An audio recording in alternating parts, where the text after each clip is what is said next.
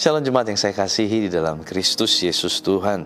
Hari ini kita belajar satu topik firman Tuhan yang saya beri judul adalah ditentukan oleh iman. Ditentukan oleh iman.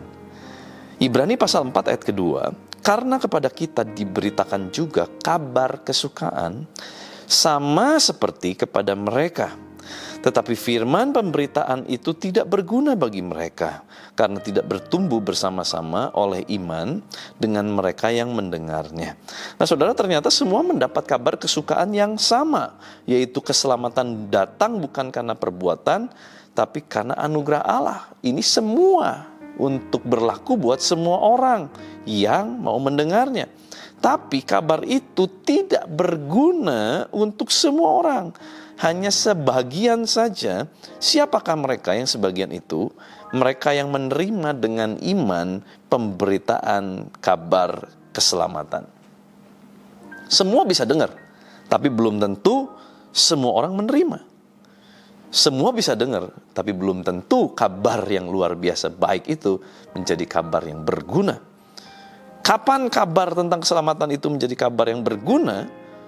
Saat kita menerima kabar itu dengan iman, bahwa keselamatan datang daripada Kristus bukan karena perbuatan, bukan karena kita baik, tetapi karena Kristus mati menanggung dosa kita.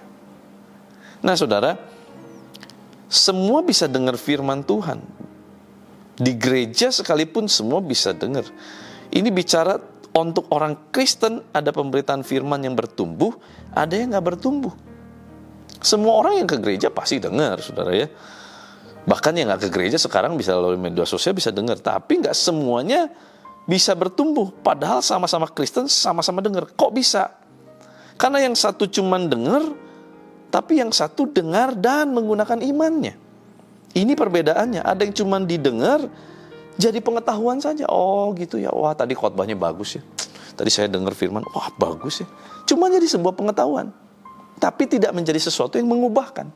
Tapi waktu kita mendengar dan kita menggunakan iman, artinya iman tanpa perbuatan kosong, maka mulai terjadilah namanya praktek dari iman kepada perbuatan firman. Maka itu bukan cuma teori, tapi menjadi satu praktek yang membawa kehidupan, membawa pengalaman. Ada yang mulai melangkah dengan iman, tapi ada juga yang tidak melangkah-melangkah. Yang tidak melangkah tentu tidak ngalamin. Yang melangkah dengan iman tentu ngalamin. Karena iman, sekali lagi, tanpa perbuatan hakikatnya adalah mati. Iman adalah pemicu terjadinya pertumbuhan. Imanlah yang memicu pertumbuhan itu. Dan iman artinya adalah segala pengharapan yang kita tujukan hanya kepada kepentingan Kristus. Maka dari itu saudara, asahlah iman kita tiap hari. Uji kemurnian iman kita setiap hari. Karena semua yang terjadi ditentukan oleh iman kita.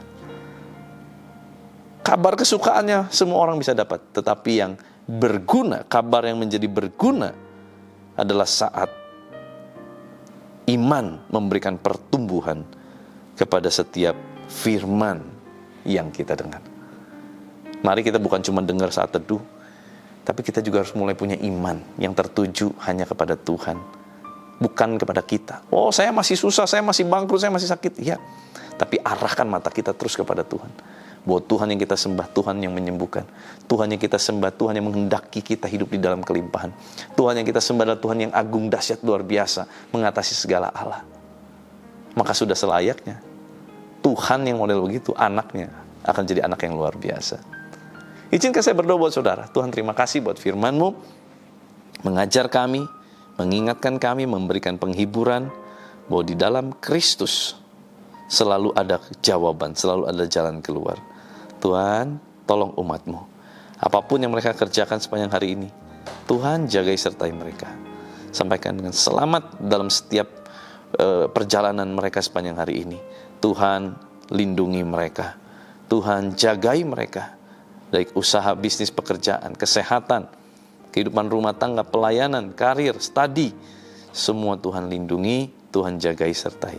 Terima kasih Bapa, biar kuasa kehidupan dan kuasa kebangkitan Kristus Yesus Tuhan mengalir memerintah atas kami. Di dalam nama Tuhan Yesus Kristus, haleluya. Sama-sama kita katakan, amin. Tuhan Yesus memberkati.